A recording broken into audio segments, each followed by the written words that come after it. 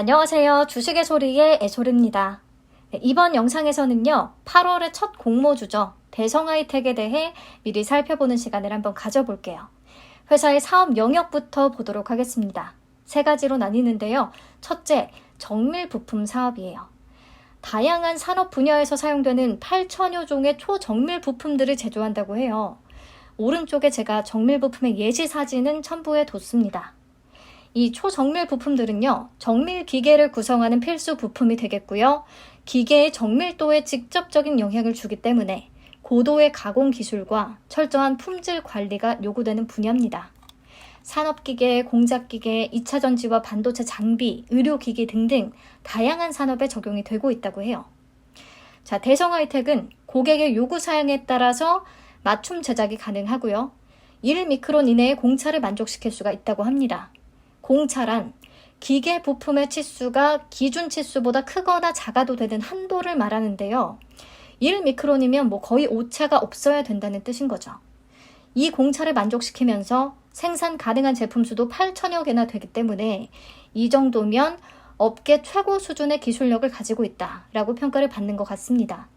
1997년부터 약 25년 동안 야마자키 마작, 도시바, 마키노 등등 일본 산업기계 기업의 정밀 부품들을 납품해 왔다고 합니다. 자, 근데 회사의 주력 제품은 그게 아니에요. 스위스턴 CNC 자동 선반 쪽입니다. 용어가 매우 낯선데요. 이게 뭐냐면 초정밀 부품의 반복 생산이 가능하면서 자동화, 무인화가 가능하게끔 만든 고난이도의 공작 기계라고 하네요.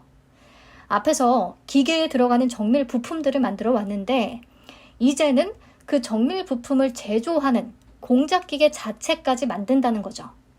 스위스턴 자동 선반은 오른쪽 그림처럼 생겼고요. 이 공작기계를 통해서 화살표 아래에 있는 초정밀 부품들이 생산 가능하다는 의미입니다. 자, 스위스턴이라는 이름이 붙은 이유는요. 시계로 굉장히 유명한 스위스에서 매우 작은 사이즈의 시계 부품 제작을 위해 처음으로 이 기계가 고안됐다고 해서 스위스턴이라는 명칭이 붙은 거라고 하네요. CNC 공작 기계는 컴퓨터 수치 제어 장치를 말하고요. 공작 기계에 내장되어 있어서 자동화, 무인화가 가능하게끔 하고 프로그램으로 오작동을 최소화한 그런 공작 기계를 얘기합니다. 스위스턴 자동 선반은 IT, 의료, 임플란트, 전기차, 우주항공 등등등 다양한 산업에 적용이 되고 있다고 해요. 자, 일반 자동 선반과의 차이점을 간단히 말씀드릴 텐데요. 정확히 이해 못하셔도 됩니다. 일반 자동 선반은 주축에 고정된 공작물, 즉 재료가 고속으로 회전을 하고 절삭 공구가 이동하면서 가공이 이루어진다고 하는데요.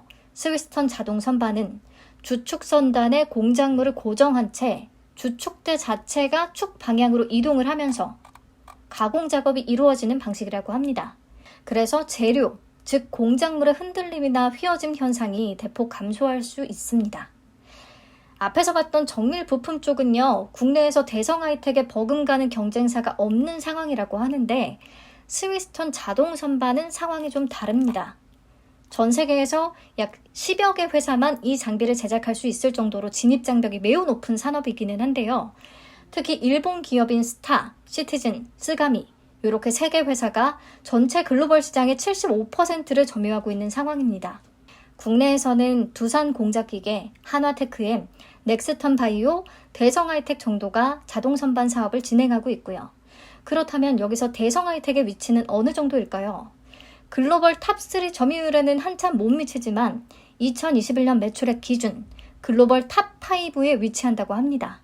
아니, 이 작은 회사가 어떻게 글로벌 탑5를 차지할 수 있었을까? 네, 2014년에 노무라 VTC라는 회사를 인수했어요. 노무라 VTC는 75년 역사를 자랑하는 세계 최고의 자동 선반 기업입니다. 이를 통해 회사가 성장하기 시작한 거죠.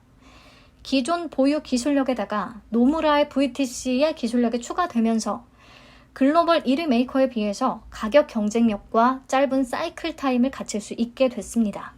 사이클 타임은 부품 한 개를 가공하는 데 걸리는 시간을 말해요.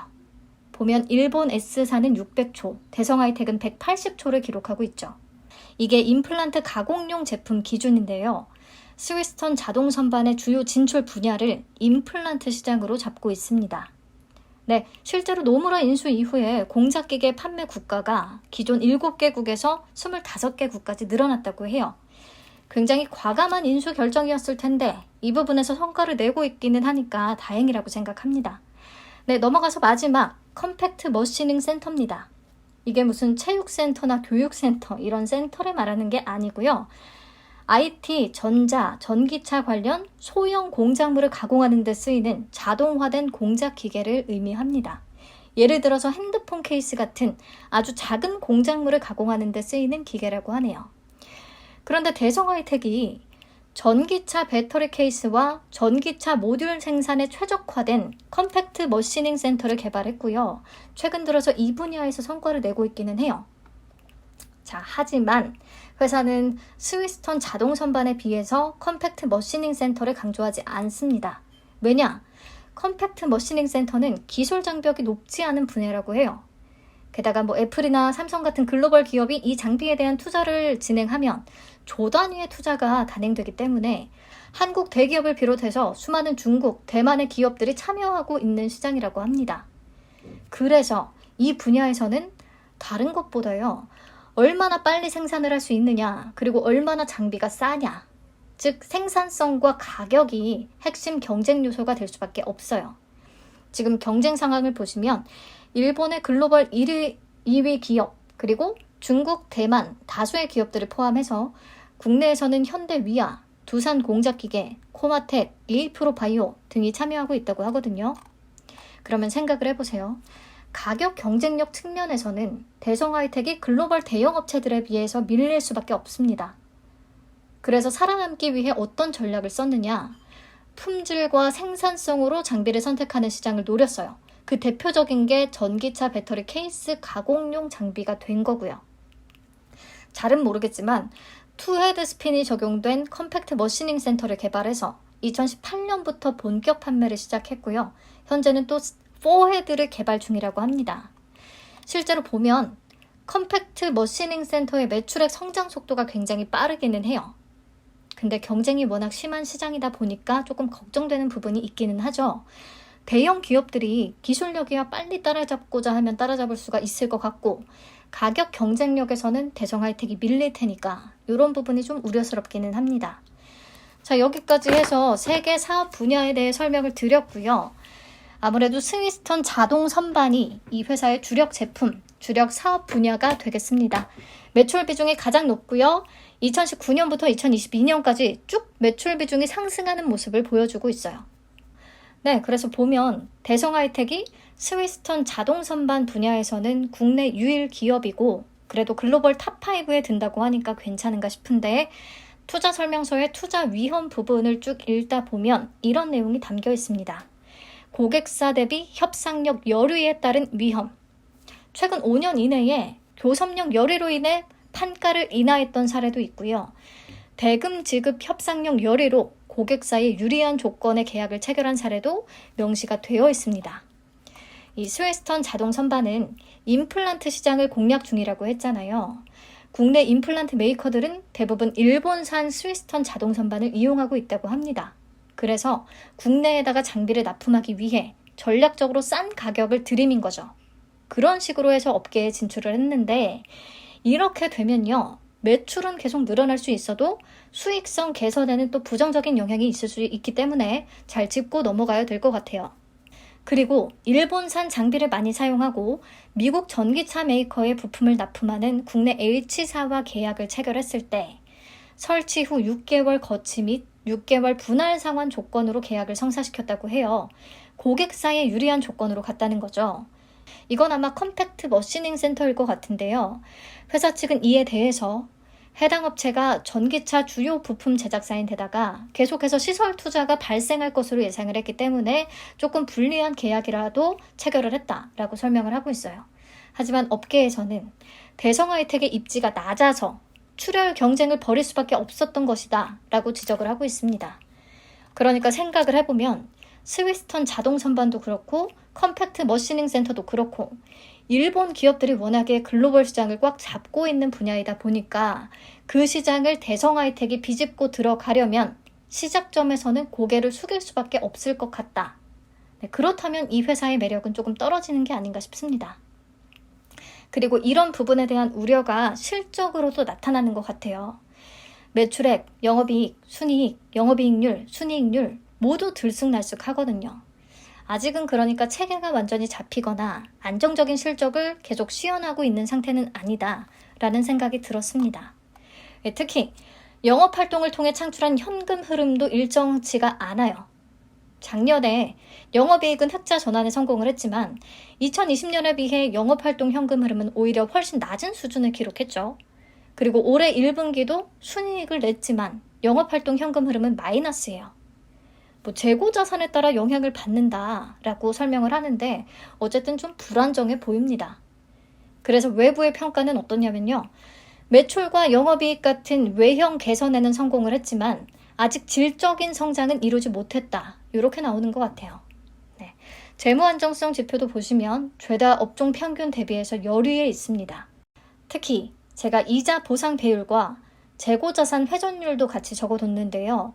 이자 보상 배율이 낮을수록 영업활동으로 번 돈으로 이자를 지불하고 나면 남는 금액이 많지 않다라는 뜻입니다.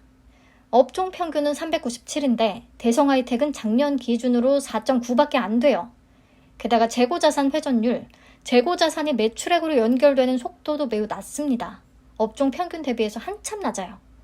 그래서 다 이유는 있겠지만서도 회사가 매우 잘 돌아가고 있다, 작지만 탄탄하다 이런 느낌은 전혀 받지 못했습니다. 이번 공모자금 중에서 50억 원 정도는 차입금 상환에 쓸 예정이라고 하니까 부채 비율은 조금 개선될 수 있을 것으로 보이네요. 네, 이 정도 보고 공모 관련 내용들로 넘어가겠습니다. 총 332만 2,560주를 공모하고요. 공모가 밴드는 7,400원에서 9,000원을 제시했습니다. 공모가 상단 기준의 총 공모 금액은 약 299억 원 정도 되겠고요. 시가총액은 약 1,195억 원 정도가 되는 좀 작은 종목이 되겠습니다.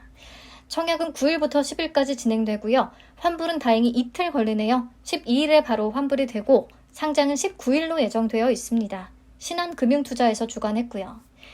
이 종목도 구주 매출이 있습니다. 21.75%.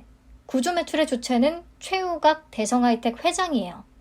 구주 매출을 하는 이유가 2세 경영자인 최호영 대표이사의 가업 승계를 위한 세금을 마련하기 위함이다 라고 합니다. 좋게 볼 수 없는 부분이에요. 그리고 우리사주 조합에는 14%를 배정했는데요. 공모가 상단 기준으로 약 42억 원 규모고요. 1인당 평균 배정 금액은 약 1,500만 원 정도가 되겠습니다. 청약 1일차가 끝나고 혹시 일반 투자자들의 배정 물량이 증가하지는 않는지, 우리사주 미달은 없었는지 요거 확인하는 것도 중요한 체크포인트가 될 것 같아요. 자, 상장 직후에 유통 가능한 물량은 34.15%, 금액으로 약 408억 원 정도가 되겠고요. 기존 주주 비율은 12.63%입니다. 기존 주주는 전부 다 전문 투자자들 되겠는데요. 보시면 한국투자파트너스, 아주아이비투자, KB인베스트먼트 등 벤처 투자자들이 눈에 띕니다. 이들이 5년 전에 대성하이텍에 투자를 단행했을 때 평가했던 기업 가치는 약 480억 원 정도였다고 해요. 이번 공모가 상단 기준의 시가총액은 약 1,195억 원 되겠고요. 그러면 5년 전 가치의 2.5배 정도 증가한 밸류로 평가를 받는 것이기 때문에 기존 주주들의 엑시트 가능성 있어 보입니다. 네, 그리고 추가로 시장에 풀릴 수 있는 물량이 또 있습니다. 전환사채가 있어요. 전환사채란 사채로 발행이 됐지만 일정 기간이 경과한 뒤 소유자의 청구에 의해서 채권을 발행한 회사의 주식으로 전환할 수 있는 사채를 뜻합니다. 즉, 대성하이텍 전환사채에 투자를 했던 투자자 입장에서 대성하이텍이 상장 후에 주가가 전환 가액 대비해서 많이 올라준다면 그냥 채권으로서 이자와 원금을 챙기는 것보다 주식 매매 차익이 더 클 수가 있거든요. 그런 경우 채권을 대성하이텍 보통주로 전환할 수 있는 권리가 부여됐다라는 의미인 거죠. 전환 가액은요, 보시면 6,786원입니다. 공모가 상단 9,000원과는 33% 정도의 괴리율이 벌어져 있는 상태예요. 보통주로 전환될 가능성이 있다는 부분 체크해 주시면 되겠습니다. 자, 넘어가서 공모가 산정 어떻게 했는지도 보시죠. 여기서도 잡음이 존재하거든요. 최종 비교 기업으로 삼익THK, 화천기계, 2개 기업이 선정됐고요. 평균 퍼는 15.2배로 계산을 했습니다. 근데 여기서 조금 웃긴 부분이 있어요. 회사가 증권신고서를 2차례나 정정을 하면서 공모가 산정 방식을 변경했거든요. 6월 24일 1차 제출한 신고서에서 비교 기업으로는 YG1, 삼익THK, 화천기계를 선정했습니다. 근데 이들 기업의 펄을 계산할 때 2021년 순이익을 기준으로 계산을 했어요. 근데 주당 평가가액을 산출할 때 적용한 대성하이텍의 순이익은 최근 4개 분기 순이익을 적용했단 말이죠. 그래서 시점이 불일치한다 라고 금융당국이 제동을 걸었고 7월 14일에 정정신고서가 올라옵니다. 비교 기업은 그대로 썼고요. 최근 4개 분기 순이익 기준으로 평균 펄을 계산하니까 12.7배가 나왔어요. 적용을 해서 주당 평가가액을 계산하면 9,000원이 됩니다. 그럼에도 불구하고 최종 공모가 밴드는 그대로 유지했어요. 그러면요, 공모가 상단 기준의 할인율이 빵이에요. 빵 퍼센트. 할인이 전혀 되지 않은 가격인 거죠. 공모주인데 불구하고. 근데 어이없는 부분, 7월 15일에 다시 정정신고서가 올라옵니다. 갑자기 비교 기업에서 YG1을 제외했어요. 이 친구의 퍼가 혼자 굉장히 낮거든요. 회사 측은 YG1이 절삭 가공을 위한 절삭 공구만 제작하는 회사라 유사성이 떨어져서 뺐다라고 하는데, 그럴 거면 처음부터 빼지 왜 이제 와서 뺍니까? 아무튼 제외하니까 평균 퍼가 올라갔겠죠. 15.2배까지 올라갔어요. 이런 과정이 좀 있었습니다. 웃기지 않나요? 자, 그리고 주당 평가가액을 산출할 때 적용 단기 순이익을 조정된 수치를 썼는데요. 작년에는 전환상환 우선주와 전환사채의 금융부채 평가 손실이라는 일회성 비용이 잡혔기 때문에 그걸 더해줬다는 거예요. 그래서 보통 이 부분도요, 이 비용을 더해줌으로써 공모가를 높이기 위한 작전을 썼다라고 보는 경우도 꽤 많아요. 네, 우선 넘어가서 조정 순이익에다가 퍼 15.2배를 곱하고 적용 주식수로 나눠서 계산한 주당 평가 가액은 1,700원이 되겠습니다. 여기다 할인율 30.89%에서 15.95%를 적용했고요. 자, 이건 제 개인적인 의견인데요.